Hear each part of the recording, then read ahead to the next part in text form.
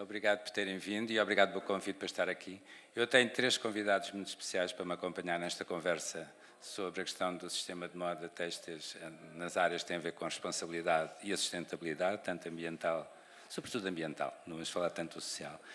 Eu vou convidar, por isso tenho a Mariana Silva, tenho a Ruth Santos e o Pedro Magalhães.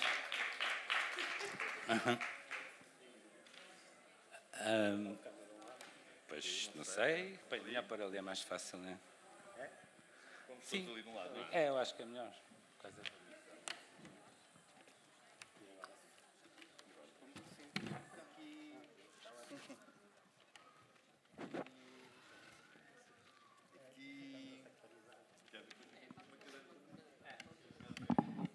Não, porque nós vamos, de alguma forma, nós vamos estar a falar.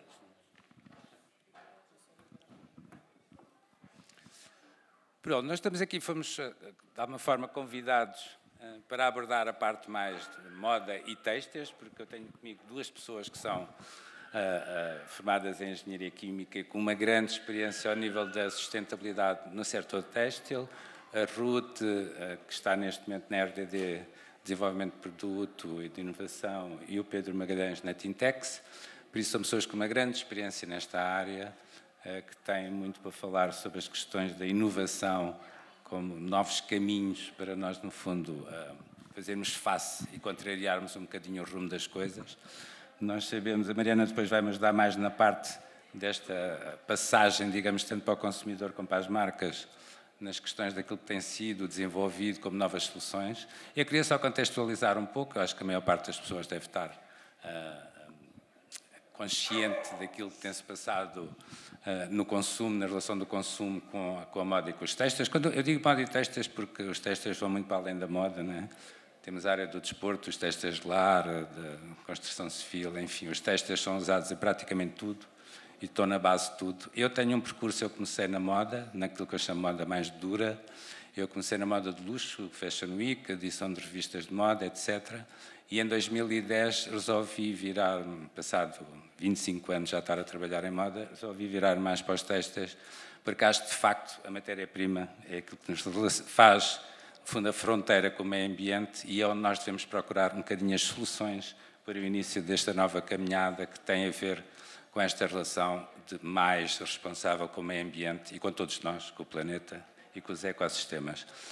Nesse sentido, o que eu estava a dizer é que, a partir da década de 90, com a globalização e com, de facto, a abertura de portas a um consumo mais fácil de produtos, ou seja,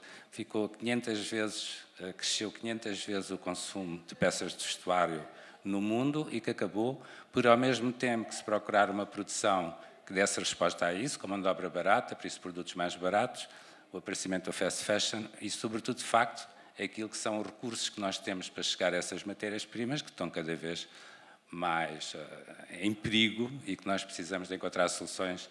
Como vocês devem saber, a maior parte dos materiais e dos têxteis da roupa que nós compramos, basicamente é algodão e poliéster. Ambas essas fontes onde se vai buscar essas fibras estão com problemas sérios. A moda, apesar de ser considerada um dos principais poluentes, ou um dos principais impactos negativos, no fundo anda ali taco a taco com a questão da alimentação. Vamos falar um bocadinho nessa simbiose, mas digamos que a alimentação e a moda, aquilo que comemos e aquilo que vestimos, têm contribuído fortemente para o estado das coisas. O estado das coisas não é nada bom, como todos sabemos. Nós estamos a tentar descobrir vários caminhos. Eu, inclusive, faço parte de um projeto há 7 anos que se chama Green Circle, que é um projeto que tenta, de alguma forma, dar a entender aos consumidores e às marcas de que, quando se fala de sustentabilidade no setor, não é uma coisa bege e chata, aquilo que eu digo, os vegan, do vestuário, mas sim uma coisa que pode-se continuar a apelar à parte emocional no consumo. Nós consumimos todos por emoção, consumimos todos muitas vezes por impulso, nem toda a gente, quando vai comprar, puxa para a parte cognitiva e faz um raciocínio do impacto ambiental que tem quando compra uma peça, compra porque lhe apetece comprar e, sobretudo, porque é barata. Continuamos sempre com o mesmo problema. E quando se fala de sustentabilidade, começa sempre a falar de que o preço, de facto, é mais caro das roupas. Por isso, nós todos, no seu conjunto, enquanto sistema, nas diferentes áreas, nas diferentes fases, até chegar ao consumidor, todos nós estamos a procurar soluções. O Green Circle representa, de facto, aquilo que, em Portugal, na parte da indústria têxtil, nós estamos a falar de Portugal como um país que é muito forte ao nível da indústria têxtil, é fornecedor de imensas marcas internacionais, enfim, em todas as áreas. E o que a gente faz é ver com as empresas quais são as inovações que eles têm desenvolvido. A ciência tem jogado cada vez mais um papel muito importante no encontrar de melhores soluções para que, de facto, quando a gente consuma uma peça de roupa, o que está por trás, pelo menos, além de ser transparente, é mais responsável para com o meio ambiente e para com as pessoas que trabalham nele.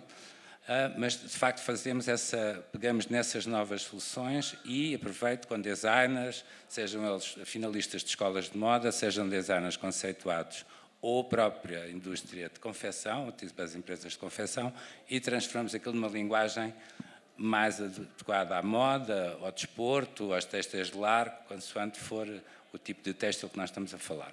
Esse projeto é um projeto com base em Portugal, mas destinado ao mercado internacional, e todos eles estão aqui comigo quando temos essa relação próxima sempre.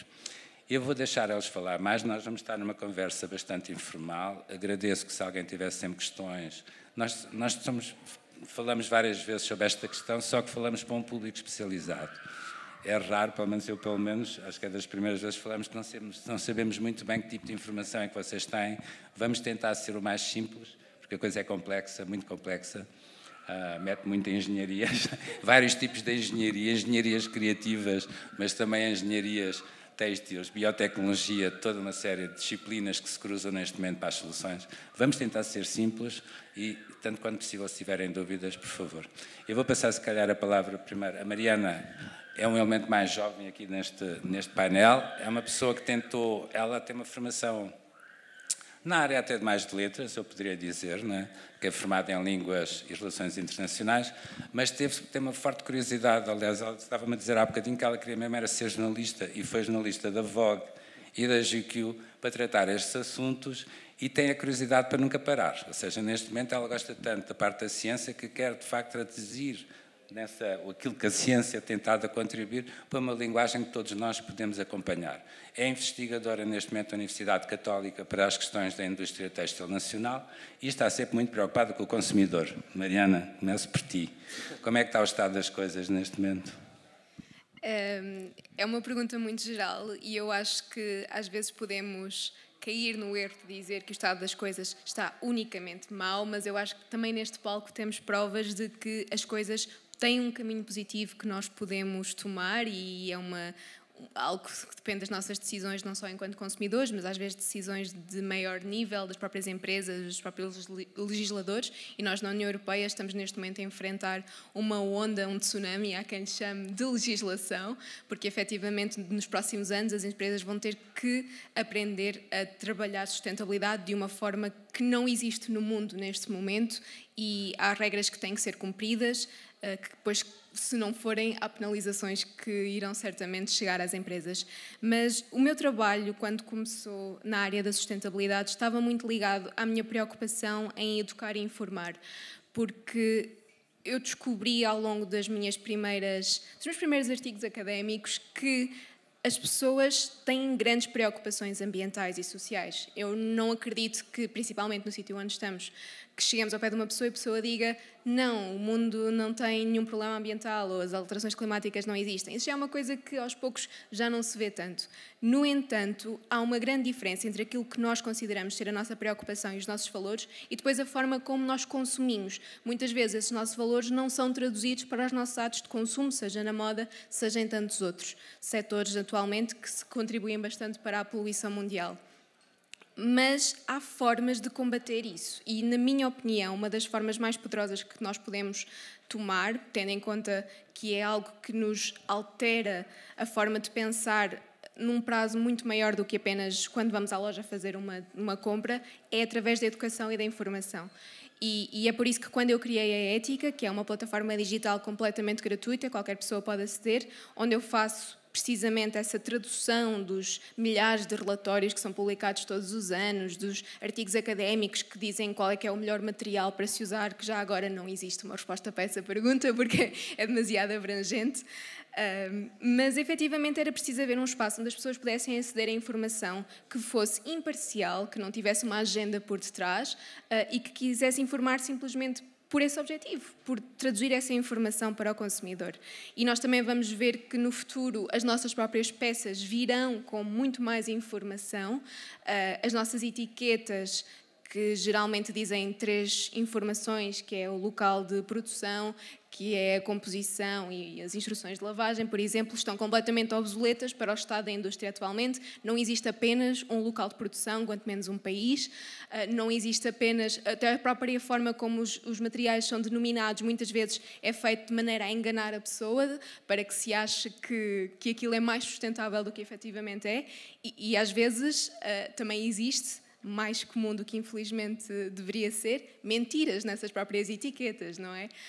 O que significa que tem que haver mecanismos de informação muito mais seguros para o consumidor, e a União Europeia está a trabalhar nisso através do passaporte digital de produto, que no fundo é um QR Code que estará na etiqueta das peças, que as pessoas podem fazer o scan com o seu telemóvel e a partir daí aceder a muito mais informações, nomeadamente todos os países por onde a peça passou, todos os fatores, digamos assim, ambientais, como o consumo de água, consumo de energia, e esse tipo de informação que vai ajudar as pessoas a tomar decisões muito mais ponderadas, porque apesar de haver uma grande responsabilidade, digamos assim, da parte do consumidor para que as suas escolhas sejam mais sustentáveis, também existe uma responsabilidade da parte das empresas de meter essa oferta no mercado, para que nós possamos fazer essas escolhas. E este tipo de partilha de informações também vai ajudar as próprias empresas a se motivarem a terem os melhores produtos possíveis, porque os consumidores já sabem aquilo que se passa nos bastidores que antes não sabiam.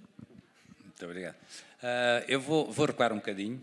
Estávamos do passaporte digital. Eu fiz o caminho todo. Mas ainda bem, o passaporte digital vai ser uma coisa de facto um bocadinho, vai quebrar um bocadinho com esta falta de transparência que existe tanto para o consumidor como para quem de facto está ligado à cadeia de produção.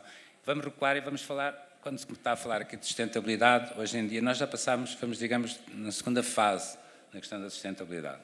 Dizia muito bem a Ana Tavares, nossa amiga. Que é, de facto, já estamos passando... Nós, no início, passávamos muitas vezes muito tempo naquilo que estamos a fazer aqui com vocês, tipo, a discutir as ideias, a discutir aquilo que era tudo o que se fez de errado, o estado onde chegámos, encontrar soluções, falar muito na história do greenwashing, porque hoje em dia estar a falar que a gente tem uma peça de algodão orgânico não quer dizer nada, pode querer dizer um sinal, mas não quer dizer absolutamente nada, sem termos mais informação. Então, há uma série de questões e nós já passamos por uma outra fase. Nós estamos numa fase onde já estamos a discutir mais o detalhe e, de facto, mais questões mais técnicas, de encontrar soluções mais precisas sobre essas legislações que a Mariana falou muito bem. Ruth, eu vou passar para ti. Tu tens um currículo incrível nesta área ligado aos materiais. Já passaste pela Tintex, agora estás na RDD, do Grupo Valérios, que é muito focado na questão do R&D, no tipo de desenvolvimento. O que eu te ia dizer é assim, nós falamos sempre muito de encontrar aquilo que supostamente os substitutos para os materiais mais convencionais que são usados nas marcas, como é o poliéster e o algodão. Nós falamos sempre muito na história das fibras naturais, até porque são mais facilmente biodegradáveis, ou seja, mas temos sempre aquela questão da durabilidade, ou seja, aqui estamos sempre neste paradoxo, que é, temos que a peça tem que durar o mais tempo possível, mas ao mesmo tempo, quando ela chega ao fim de vida, ela tem que entrar novamente no círculo, não é? No circuito, ou seja, passarmos da economia linear para a economia circular. O que é que a tua experiência te diz sobre este assunto? É sim, efetivamente têm existido aqui algumas barreiras relacionadas com esta procura de alternativas ao algodão ou mesmo às fibras sintéticas. E, maioritariamente, e já como a Mariana também mencionou, a barreira de preço muitas vezes acaba por ser a maior barreira a conseguir ultrapassar. Efetivamente, nós conseguimos, para as fibras naturais, utilizar outras fibras, ou seja, temos, por exemplo, o cânhamo, também a fibra da banana, do ananás, só que lá está, em termos de capacidade produtiva dessas fibras, ou seja, a manipulação dessas fibras para que posteriormente possam ser utilizadas no nosso vestuário, quando nós comparamos com aquilo que é a produção do algodão, a escala esmaga, é completamente esmagadora e impossibilita efetivamente esta competitividade dos materiais. No caso dos sintéticos, efetivamente têm existido alguns, principalmente aqueles que já ouvimos muitas vezes agora no mercado, como os bio-based, só que muitas vezes o que acontece, e outra limitação, desafio, por assim dizer, é que tem 30%, 20% dessa parte de bio-based, por assim dizer. E quando nós comunicamos isto num material, produto final, o consumidor e mesmo a marca acaba por achar, e com alguma razão, que efetivamente, lá está, voltamos à questão do greenwashing, porque efetivamente não é algo que consegue dar resposta a 100%, apesar de já ser alguma coisa que, a uma escala pequena, efetivamente, num futuro poderá ter um impacto completamente diferente. Não só nesta parte de materiais, mas também quando combinamos com os processos, seja de tingimento, seja de estamparia, e depois, entretanto, o Pedro irá abordar certamente essa parte, mas nós também fazemos, ou tentamos sempre ter aqui uma alternativa, porque lá está, combinar só estas fibras naturais com aquilo que é o processo de tingimento natural, sem estas alternativas mais circulares, ou seja, mais preocupadas com aquilo que é o ambiente, no final o produto acaba por ser um bocadinho... não corresponde efetivamente àquilo que nós... Não tão preciso como era se combina exatamente, convencional. Ou seja, ficamos ali a meio caminho, porque lá está, apesar de nós estarmos a inovar e a utilizar aqui materiais alternativos que efetivamente podem ter menos impacto no fim de vida do produto, se nós continuarmos a utilizar exatamente os mesmos processos, estamos a dar um tiro no pé. Mesmo em termos de biodegradabilidade, exatamente. Significa que o próprio material virgem até pode ser biodegradável, passando por esses processos todos, pode deixar de...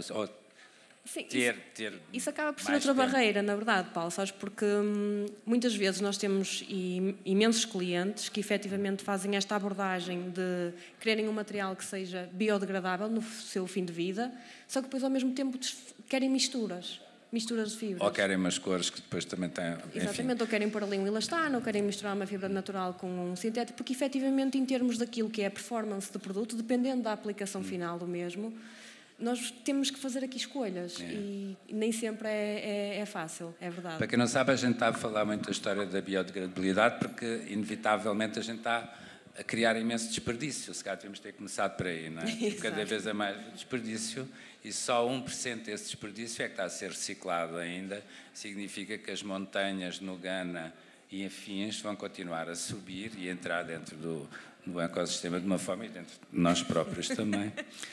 De uma forma, por isso é que a gente fala muito na questão da biodegradabilidade, porque é aquilo que também não se vai conseguir tão depressa reciclar, e depois, assim, pelo menos para o know-how que ainda se tem, só que a reciclagem mecânica fica complexa, até porque a durabilidade do produto também vai ficar um bocadinho menor, e a reciclagem química ainda está bem longe, digamos, de conseguir, pelo menos conseguir escoar aquilo que é o desperdício todo que nós fazemos todos os anos. Mas isto para dizer da história da biodegradabilidade, que é uma coisa que para nós é importante, porque vocês cá não sabem, mas aquelas peças que nós usamos que são mais funcionais e que nos dão maior elasticidade, um material que tem mais elasticidade e que nos permite movimentar, normalmente usa uma coisa chamada elastano, que vocês já devem ter ouvido falar. Essas micropartículas podem demorar até 50 mil anos nos solos e parar aos rios, enfim, e toda a desgraça que vem por aí. Daí a gente falar nesses temas é só para contextualizar. Deixa-me só adicionar outra coisa, Paulo, que é, e não só na questão da biodegradabilidade, mesmo na parte da reciclagem, ou seja, no futuro, no fim de vida, quando nós estamos a considerar a reciclagem desses produtos, quando de base esses produtos já têm estas misturas, é um problema, porque nós mecanicamente no final não conseguimos efetivamente obter um produto de qualidade. Sim, daí não ter mais de 3, 4% elastano. Exatamente. Pedro, passar para ti, já estamos a falar de processos. Podes falar de tudo, como é óbvio, mas está na Tintex. A Tintex tem um foco bastante grande nos acabamentos e nos processos, nomeadamente os tingimentos. Os tingimentos é sempre... Tudo é um problema, digamos, tudo é uma coisa que tem que ser encontrada soluções, mas, de facto... Eu lembro-me sempre daquela frase que é um clichê, de que, de facto, que os rios, a gente sabia as cores da estação através da cor dos rios da Índia. E isso ainda hoje, eu estive na Índia há pouco tempo. Sim, porque eu vou falar, normalmente. Falta-nos a Madonna, estou a brincar.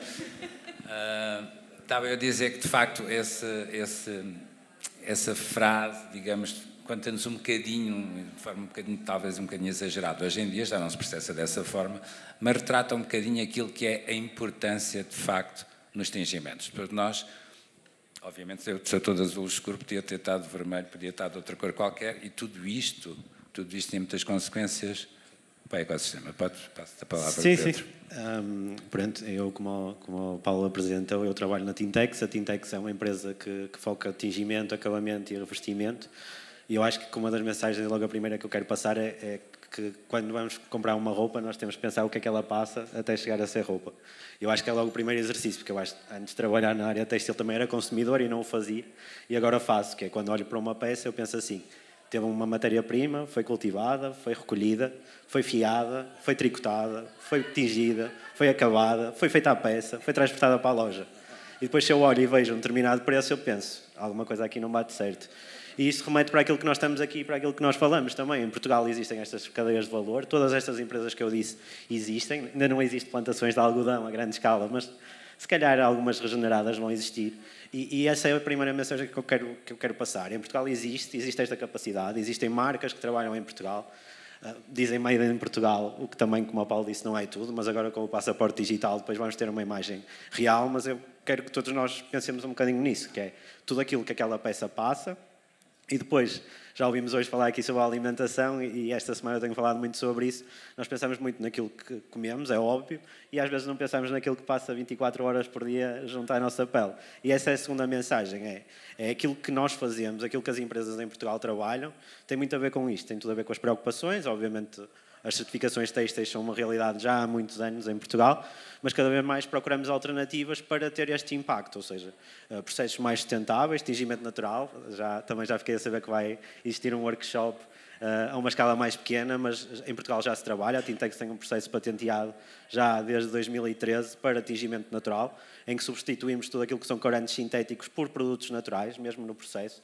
Ou seja, em termos daquilo que é, como estava a ser falado, a biodegradabilidade, sabemos ainda que os corantes, por muito que respeitem estas certificações, ainda são constituídos por complexos metálicos, ainda têm o seu impacto, se calhar não diretamente em nós, mas no planeta eventualmente vão ter.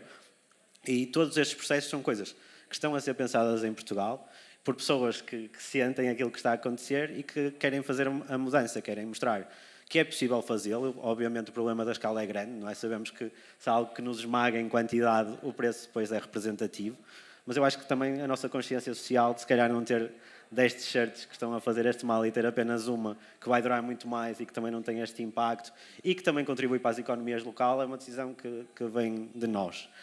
Também, só pegando naquilo que o Paulo falou, porque eu acho que também é interessante e não somos nós só que estamos a fazer, mas as questões dos paradigmas, que pronto, se calhar é aquela que temos que pensar, que é a questão do consumismo, enquanto este mundo capitalista nos consumir e nós continuarmos a consumir ao ritmo que estamos a consumir, não vamos conseguir mudar as coisas de uma forma real, a verdade é essa. Por muitos produtos sustentáveis, inovadores, disruptivos que criamos, se conseguirmos continuarmos a consumir a este ritmo, não vamos ter solução para isso e por isso os modelos de economia circular que vemos, seja nas matérias-primas, seja nos produtos, no nosso caso, só falando, nós temos uma alternativa ao couro animal que incorpora resíduos de outras indústrias. Nós incorporamos, por exemplo, resíduos da vindima, do soalheiro, lá de cima, que a Tintex fica em Vila Nova de Cerveira, cortiça, borras de café, ou seja, tentamos valorizar aquilo que hoje em dia vai para aterro, é completamente desperdiçado, é considerado lixo, erradamente, porque é uma matéria-prima, e também o valorizamos. São iniciativas, é mostrar que é possível e o que eu quero deixar a mensagem é que acho que se todos nós fizermos um bocadinho, fizermos a nossa iniciativa, as empresas obviamente a uma escala superior também têm a sua responsabilidade, mas cabe-nos a nós fazer essas iniciativas e depois no fim também fazer a escolha certa, seja naquilo que é o produto, seja que é aquilo que nós praticamos no nosso dia-a-dia também. É porque o que acontece, eu estava sempre, ainda agora na quarta-feira falámos imenso sobre esse assunto que é, nós, quem está do lado de trás, são o caso deles que pensam nisto e que são meses de muito trabalho, são anos de pesquisa, é um processo muito complexo e muito supervisionado também, com muita transparência, é muito complicado. Mas quando chega a soluções tão incríveis, ao nível dos tingimentos, ele falou nos naturais, mas tens a partir das bactérias, as algas, há imensas soluções que são verdadeiramente inovadoras e que já estão, umas em projeto piloto, mas outras já escaladas, que já com algum sucesso. Mas ao nível dos acabamentos também, tipo, antigamente era tudo um bocadinho, digamos, based fuel sintético, um bocadinho do petróleo, e hoje em dia já se consegue muitas coisas de origem vegetal. Temos imenso storytelling, é isso, Mariana, que eu te ia dizer. Nós temos que chegar ao consumidor e às marcas, que é fundamental. Sem a gente chegar lá, há muito trabalho de casa que se tenha feito por trás, com muita legislação, dificilmente a gente consegue combater isto como deve ser. Mariana, tu achas que estas histórias maravilhosas que estão por trás... Eu, no outro dia, estava a ler uma coisa incrível de um projeto finlandês, que é, de facto, a partir das emissões de dióxido de carbono das fábricas de aço, poder fazer o tingimento do preto. Há histórias que a mim próprio, nós que estamos sempre dentro do assunto, mesmo que depois não consigam ser escaladas, e até, se calhar, a gente nunca vai conseguir comprar nada com estas soluções, mas a intenção e as histórias que estão por trás são fantásticas. E essa coisa de nós pegarmos numa natureza e vermos a inteligência da natureza e conseguirmos reproduzir esse biomimetismo, de conseguirmos fazer coisas que, no fundo, nos põem a todos melhor e ao planeta mais saudável, é muito interessante. Achas que essas histórias podem ser um instrumento para chegar ao consumidor? Podem e devem, certamente, porque está aí uma das grandes distinções entre esta moda mais sustentável que estamos a criar e aquela moda do dia-a-dia que usa um tipo de marketing muito mais agressivo, muito mais de compra por impulso, porque há este desconto imperdível que só vai aparecer uma vez na vida e por isso temos mesmo que ir lá comprar. Estas histórias são histórias de pessoas, de processos, de erros, de falhas, não é? Muitas vezes de tentativas que não levaram a lado nenhum.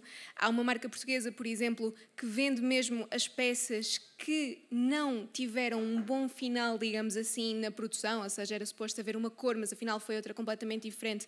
Não interessa, vamos vender, talvez até podemos fazer um preço mais agradável e contamos essa história, mas há aqui todo um potencial de narrativas que muitas vezes acontecem no início da cadeia ou a meio da cadeia, que precisam de chegar às marcas para depois chegar aos consumidores e estarem cientes daquilo que aconteceu nos bastidores da peça, porque lá está, tal como é importante saber as coisas más que acontecem, acho que também faz todo o sentido enaltecer as coisas boas que estão a ser feitas quando isso acontece. E vou sublinhar o quando isso acontece, porque há muita gente a contar histórias bonitas que depois não são coisas que efetivamente acontecem nas cadeias de produção.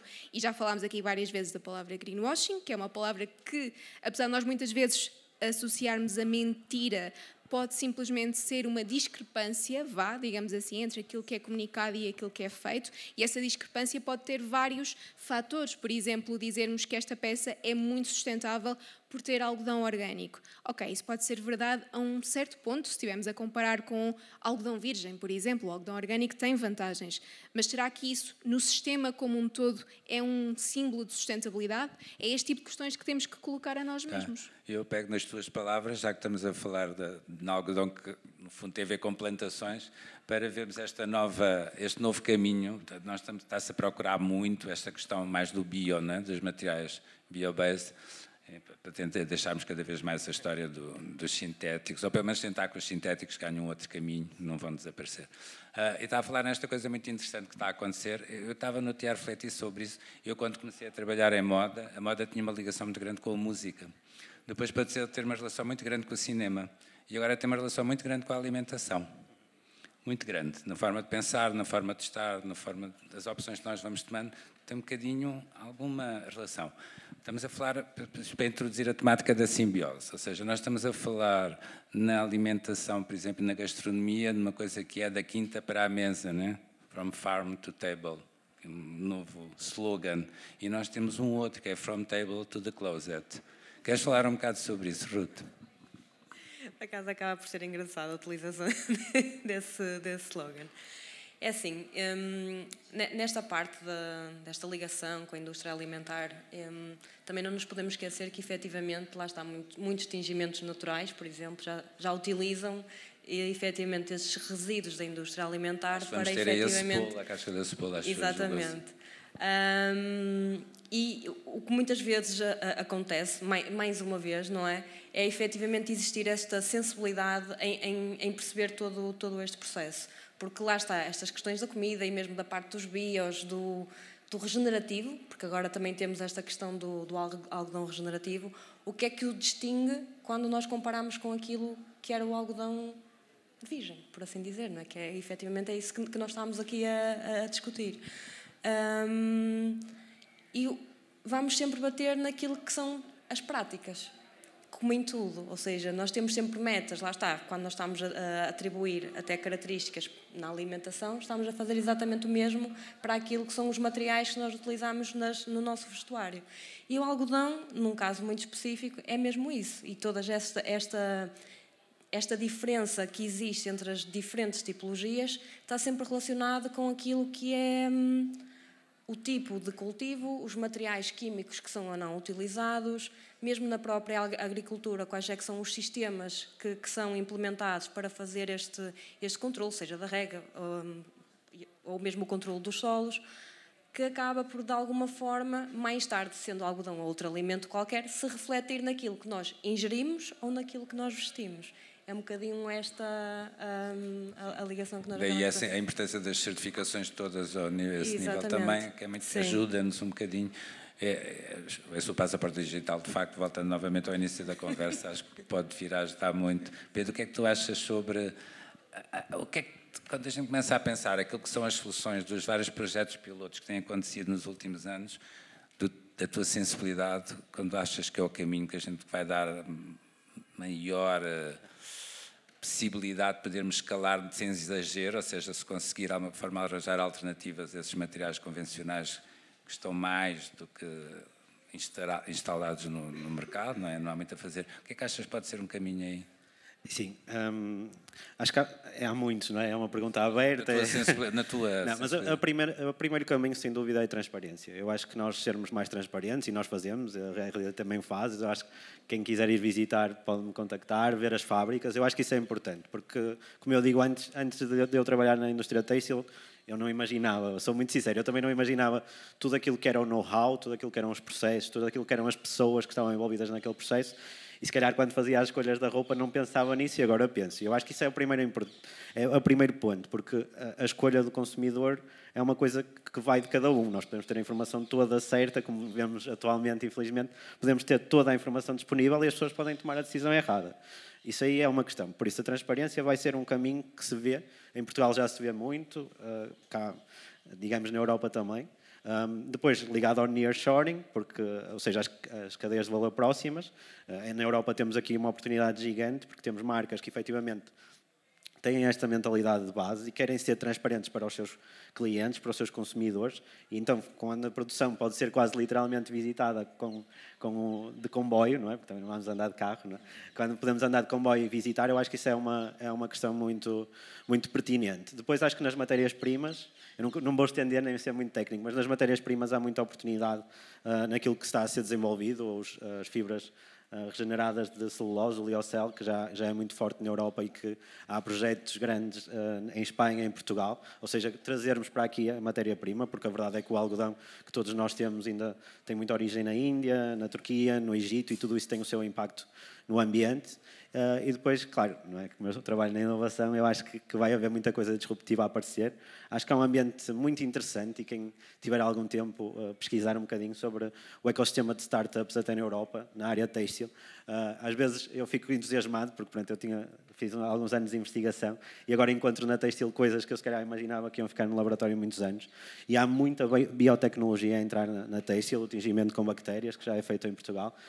Acho que essas inovações disruptivas, apesar de tudo, têm muito potencial de escala, porque quando nós falamos, e mesmo falando dos projetos que eu falei, ou seja, quando estamos a reaproveitar um resíduo ou a enquadrar aquilo que são desperdícios de outras indústrias, é finito, não é? Porque nós idealmente vamos chegar a um tempo em que ele não vai ser gerado dessa forma, estamos a fazer projetos para mostrar que é possível, mas é finito, não é? Nós não vamos andar a criar, como se falou há uns anos, não vamos andar a criar garrafas de plástico para reciclá-las a seguir. Isso não é uma intervenção, por isso eu acho que estas questões muito e eu sei que é um tema vago, mas a biotecnologia, a questão que pode ser criado de uma forma verde também, porque a química não é toda má.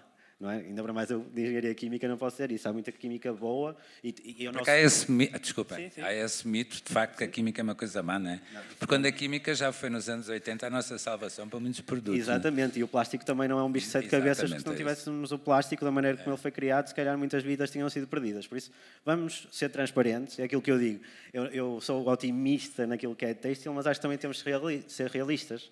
Temos um impacto negativo, como tu disseste. Existem passos na cadeia de valor que ainda podem ser melhorados, mas é para isso que temos de trabalhar. Temos de trabalhar nós, nas empresas, e temos uma responsabilidade grande, mas eu também lanço o desafio aos consumidores, porque a verdade é que quem chega, e em Portugal quem toma as decisões também são os nossos clientes, a decisão ainda é feita pelo preço. Eu posso mostrar a inovação mais bonita, mais sustentável, mas a decisão é pelo preço, e cabe-nos a nós, ou seja, cabe-me a mim na parte da empresa, mas cabe-me a mim quando vou fazer uma decisão não quer dizer que vou fazer sempre a decisão certa, mas se calhar olho para a etiqueta, se calhar percebo o que é que está a acontecer e se calhar daqui a 5 anos ainda não vai estar, daqui a 10 anos não vai estar, mas pouco e pouco nós vamos chegar lá. E eu acredito que sim, porque senão também não andamos aqui a trabalhar para nada, não é? E nós, quando falamos nestas questões, estamos a falar sempre de economia circular, não é? Tipo, no fundo é que vamos para... Quando estamos a falar de economia circular, aplicada, digamos, ao consumidor mais de moda, de vestuário, nós estamos a falar de vários modelos de negócio que de repente surgiram aí, não é, Mariana? Há muitas formas hoje em dia para um jovem. Antigamente, eu lembro-me que as pessoas saíam das escolas e o que queriam fazer era serem designers, ter um nome, fazer um desfile numa Fashion Week. Hoje em dia, o campo está aberto para muitos modelos de negócio que são desejáveis, que nós queremos que aconteçam e que não precisam necessariamente aplicar a criatividade no produto final, mas ao longo do processo. Tens exemplos disso? Alguns para partilhar connosco? Imensos. Aliás, se eu não estivesse aqui hoje, estaria no mercado de trocas, que também está a acontecer em Lisboa, que é uma das coisas que está a começar a normalizar-se, digamos assim, porque se calhar durante muitos anos nós podíamos trocar peças de roupa entre a nossa família, entre os nossos amigos, mas se calhar nunca tínhamos pensado fazê-lo com desconhecidos, por exemplo. Já começam a haver organizações em Portugal e em várias cidades de Portugal, não só em Lisboa, que promovem esse tipo de iniciativas que nos ajudam a trocar as nossas peças de roupa por outras sem gastarmos nada. E isso é um grande argumento contra aquela ideia de que a moda sustentável é cara. Depende, há vários tipos de ações que nós podemos fazer que têm um custo mais reduzido ou até, como neste caso, zero. Mas a moda circular é, na minha opinião, um ecossistema muito vivo, porque depende muito da forma como nós encaramos uma peça de roupa. Ainda há bocado o Pedro falou de que há coisas que não são lixo, são matéria-prima. E às vezes quando nós pensamos numa camisola com um buraco, podíamos pensar, é lixo. Mas porquê? Esse buraco pode ser reparado, pode ser cozido, pode ser remendado. Essa peça pode ser transformada numa peça nova. Podem haver várias oportunidades para uma peça de roupa, mesmo quando ela tem um pequeno defeito que nós podemos simplesmente arranjar. E nesse sentido, a circularidade é uma ação. Esse passo passa por ser dado também pelas marcas. Eu lembro quando vais, por exemplo, para a Dinamarca, para a Suécia, para os países escandinavos, muitas das lojas já têm o serviço de reparação, já tem o serviço de quando devolves a peça, ele já manda a tua envelope para tu devolveres. Ou seja, essa relação, essa nova relação com o consumidor, estas novas formas de a gente relacionar com o consumidor, não como aquela pessoa que quer que se compre cada vez mais, compre e depois deite fora, mas sim que se mantenha com a marca e compre de uma forma diferente, já está, pelo menos na Europa, em vários sítios. Tu vês algum exemplo disso em Portugal? Ou...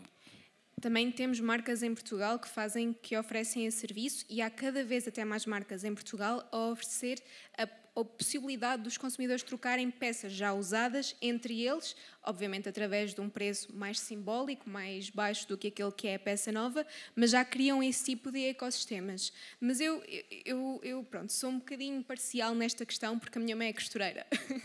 Então eu levo sempre este cuidado que as pessoas que estão treinadas para saber aumentar o potencial de uma peça de roupa até o seu máximo. Algo como, por exemplo, quando compramos uma peça, mesmo que nova, podermos adaptá-la ao nosso corpo, podemos moldá-la para que ela fique exatamente de acordo com as nossas expectativas. Tudo isto contribui para a durabilidade da peça e a durabilidade é muito importante quando nós falamos sobre sustentabilidade. Às vezes não é só os processos, não é só que tem um grande impacto, não é? Mas é mesmo a própria ação, a nossa forma de ver a peça de roupa. Às vezes uma peça pode estar ótima, não ter um único defeito, mas só por já estar no nosso armário há 5 anos já estamos fartos dela e queremos uma coisa nova. Mas há formas de ter essa coisa nova sem ter que consumir algo novo e eu acho que recorrer a este tipo de serviços que durante muito tempo ficaram um bocadinho adormecidos, mas agora estão a voltar, serviços independentes, mas que têm essa possibilidade de nos guiar quando procuramos uma solução nova, são sem dúvida uma boa alternativa para qualquer pessoa neste momento. Digamos que a parte do storytelling, que a gente estava a falar da parte emocional, a questão da durabilidade e a gente ficar com as peças mais tempo. Eu acho que a questão agora está como tratar o desperdício, como encontrar soluções para não gastar tantos recursos, se eles naturais ou fósseis, e depois como é que a gente faz para que as pessoas comecem a consumir menos. Começar a consumir menos é assim, o preço ser maior, neste momento parece uma coisa que vai contra aquilo que a gente quer, mas que no futuro parece que é a solução, porque se as coisas continuarem a custar 4, 5 euros, as pessoas vão continuar a comprar muito. Qual é a relação com os clientes que tu tens? A questão do preço continua a ser visível? Sim. Nós temos vários clientes que vão a discussão de preço até ao cêntimo, por isso. Claro que também depende, não são todos assim, quando estamos a falar, se calhar, marcas com um poder de mercado maior, isso não acontece. Mas nessas mesmas marcas, nós temos, por exemplo, projetos que acabam por efetivamente ter essa circularidade que estamos a falar. Como tu sabes, nós temos uma empresa de reciclagem mecânica e temos muitas marcas que lá está, fizeram uma coleção. Desse desperdício da malha cortada nas mesas de corte, o desperdício têxtil que existiu ali vai para a nossa fábrica de reciclagem de desenvolver a fibra, voltar a fazer fio. A 360. Exatamente, a Valés 360. Ou seja, conseguimos aqui fechar o loop. Alternativamente, e ainda com esses desperdícios de corte, nós temos também ainda uma tecnologia de tingimento, ou seja, nós enviamos esse desperdício de corte das mesas da confecção para desenvolver um pó. Ou seja, nós produzimos corante com este desperdício têxtil que depois, numa fase posterior, nos permite tingir a nossa peça nessa cor. Estes são efetivamente os projetos... É porque as pessoas, não sei se estão a ouvir bem o que ela está a dizer, isto é uma coisa verdadeiramente inovadora. Nós, a partir do desperdício, conseguimos fazer um tingimento. Sim, exatamente. Falaste assim muito en passant, mas eu acho que é uma revolução. Eu adoro essa solução da gente poder transformar o desperdício não só em novo fio, mas nas várias fases do processo. Exatamente, e efetivamente tem sido este tipo de abordagens que efetivamente nos tem colocado numa posição um bocadinho diferente daquilo que é o mercado. Porque lá está esta contínua procura por inovações tecnológicas, como eu já disse, tanto a nível de fibra como de processos, efetivamente para algumas marcas, e claro, estas marcas que já têm um mindset um bocadinho direcionado para aquilo que é a circularidade, que é a sustentabilidade, efetivamente abraçam esses projetos de uma forma que é aquela que nós procuramos. Mas ao mesmo tempo, desculpa interromper, Ruth, mas ao mesmo tempo eu ouço, não só, até na própria 360, mas não só, de que de facto as marcas muitas vezes ainda ficam com aquela questão do passado, a querer aquela cor exatamente que escolheram no Pantone, e que se não for exatamente aquela cor, mesmo sabendo que é um processo que envolve a reciclagem, que a cor não é tão sólida, nem tão precisa como será na parte convencional, continuam a insistir nessa tecla. Eu acho que hoje em dia já não é tanto, até porque ainda existe, mas lá está, também hoje em dia começas a ter marcas mais minimalistas ou com linhas mais minimalistas que procuram cores mais nude. Neste caso, nós podemos utilizar qualquer cor desde que tenhamos desperdício. Claro que lá está, o que nós dizemos sempre é que se nós utilizarmos o desperdício desta cor que temos, por exemplo, aqui nesta alcatifa, o tingimento da peça, ou seja, a intensidade da cor da peça, vai ser 2, 3 graus abaixo. E hoje em dia já não existe problema nesse sentido. Tem existido, efetivamente, uma boa aceitação por parte do nosso cliente. Sim, sim. Isso é bom. Porque eu lembro que no início era a parte mais chata. Porque eu acho que ia ser... Porque aqui vamos sempre falar agora na questão do design, não é? Agora não tenho aqui nenhum designer, normalmente tenho sempre, mas é a questão que também é muito importante aqui, que estamos todos no mesmo barco e precisamos chamar para este barco também a questão dos designers, não é? Dos que estão nas marcas, para perceber que de facto tem que haver uma mudança a esse nível também. Tem que haver o erro, eu sempre aprendi que o erro era muito interessante para criar qualquer coisa nova. E aqui, de facto, estamos a lidar com alguns erros que vão surgindo neste processo todo de mudança. Ainda bem que já estás a falar que já... Porque eu lembro no início se queixavam muito disso. Sim, é assim, não vou mentir. Continuamos a ter clientes que efetivamente é aquela cor de Pantone e por mais tecnologias novas, diferenciadoras que tu apresentes, não quero. Não quero. A resposta é sempre esta. Nem estou interessado, nem vale a pena sequer perderes o teu latim, gastar o teu latim nessa conversa. É zero. Mas por outro lado, também temos... clientes e até é público, por exemplo, aquela cadeia de restaurantes, a Wagamama, que nos enviou todos os uniformes de todos os colaboradores para nós reciclarmos, voltar a produzir fio, malha e peça. Se tu fores ao restaurante, eles estão a utilizar. Boa. Esses exemplos são ótimos. Pedro, tu também tens na Tintex um bom exemplo com a história da uva e o coating, que fiz aquele projeto de desenvolver, fantástico. Do desperdício, sim, foi uma questão evolutiva, ou seja, nós sempre trabalhamos a parte mais de tingimento e acabamento na área da sustentabilidade, começamos a trabalhar os revestimentos, que, assim, para uma percepção mais lata, tem a ver com o nosso outerwear, casacos, mas pensando se calhar no automóvel, tudo que são esses revestimentos, mas aí também logo pensando na parte sustentável. Nesse sentido, começamos a pensar, a olhar um bocadinho para fora, nós gostamos de nos meter em trabalhos, e começamos a olhar um bocadinho para fora o que é que podemos fazer de diferente nessa área, e começamos a pensar que, se calhar, reduzindo a química daquele processo todo, se calhar havia coisas que estavam a ser deitadas fora e podiam ser utilizadas. Felizmente, isso é uma coisa que tem que ser enaltecida. Em Portugal encontramos muitas empresas disponíveis a trabalhar para nós, disponíveis a mostrar aquilo que eram os seus processos, a dar os seus resíduos. A primeira que trabalhamos foi uma empresa na área da cortiça, que foi a Sedacor, começou-nos a fornecer então os seus desperdícios. Nós começamos a incorporar nos nossos revestimentos. Esteticamente é muito apelativo, mas também, em termos de desempenho, também posso dizer que tem o seu impacto. E depois, a partir daí, como criou aquele bichinho, não é? Não estamos a usar produtos novos, estamos a trabalhar com outras empresas em Portugal, empresas com a mesma mentalidade.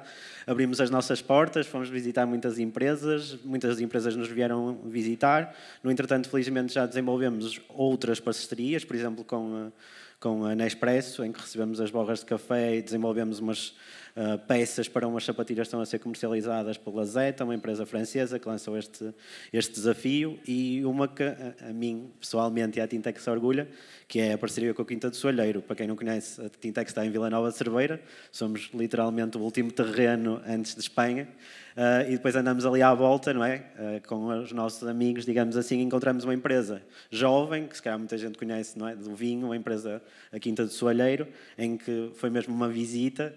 Até eu estava com a Ruth, fomos lá fazer uma visita, que é muito engraçada a inovação, fomos fazer uma prova de vinhos, não vou estar a dizer que não, e começamos a conversar, e eles disseram que tinham no fim da vindima imenso desperdício, ou seja, que tinham muita quantidade que sobrava, ou engaço, ou aquela que sobra da grainha, em que ou faziam um processo de rendimento baixíssimo para fazer água aguardente, ou utilizavam para aterro.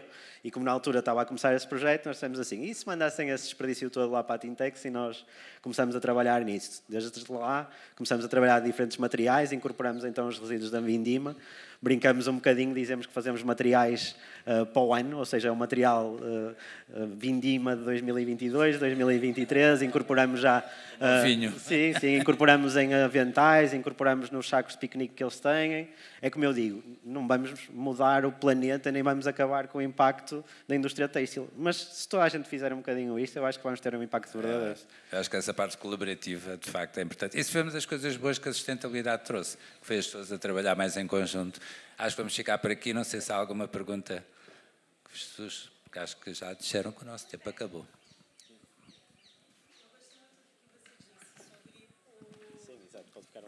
Sendo filha de costureira, você entende o valor de ressignificar uma peça. Qual que é o maior desafio? Porque eu vejo assim, tendo um produto, 4, 5 euros, e uma costureira, que é um trabalho artesanal e caro, dentro da comparação, como é que isso pode ser superado? Se eu soubesse a resposta a essa pergunta, a minha mãe não consumia peças de 4 e 5 euros, mesmo sendo costureira e sabendo quanto é que o seu trabalho vale. Por isso é aquele paradoxo que eu falei no início, de que mesmo tendo noção das coisas, muitas vezes não traduzimos isso para as nossas ações diárias. Eu continuo a bater na mesma tecla porque é aquela que é mais importante para mim, que é mesmo a educação e a informação. Este tipo de momentos aqui pode não mudar o comportamento amanhã, mas dá-nos uma forma diferente de ver as coisas. Eu gosto muito de debater estes assuntos da forma mais... Não tem que ser uma provocação, não tem que ser porque é que compraste isso, ou essa peça de certeza que foi feita com trabalho infantil. Há formas muito mais fáceis de introduzir a conversa com as pessoas, por exemplo, perguntando, será que sabes de onde é que vai essa peça? Sabes qual é a história dela? O que é que aconteceu por detrás? Deixando as pessoas a pensar e não fazendo ataques diretos que muitas vezes são mal recebidos e não se traduzem numa diferença. Pelo contrário, às vezes criam-se, mas sentimentos negativos face à sustentabilidade, por exemplo. Por isso eu diria mesmo que é debater o assunto, tentar utilizar recursos informativos assim o mais seguros possíveis, que sejam utilizados, que sejam criados mesmo por fontes que não tenham essas tais agendas por detrás, e a partir daí fazer uma mudança, como eu costumo dizer na ética, palavra após palavra. Pronto, o Paulo está-me a pedir para agradecer, a não ser que, se houver mais alguma pergunta, nós também estaremos por aí. Muito obrigada a todos e resta um bom evento.